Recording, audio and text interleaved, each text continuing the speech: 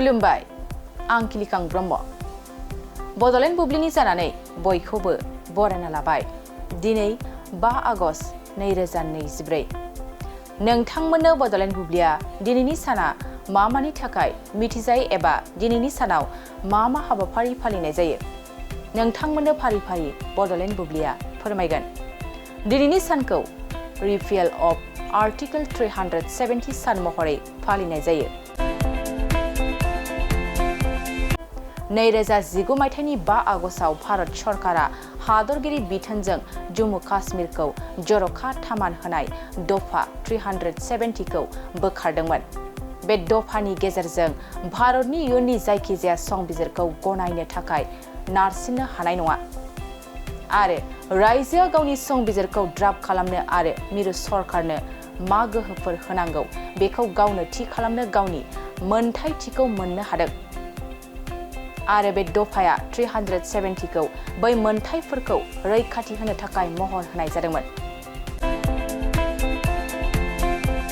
बेनि अनगायैबो दिनैनि सानखौ international traffic light day justice Leela Seth आरो द्वारका प्रसाद मिश्रा बार्थ एनिभार्सारि महरै फालिनाय जायो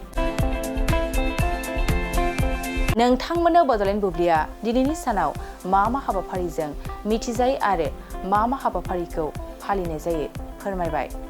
गोजोन्थों मोनसे फोसावथाय नोंथांमोननि ओनसोलाव सोरबाफोर ड्राग्स एबा फेग्रा मुवाजों नाख्रेबजानानै थानाय सुबुं दं नामा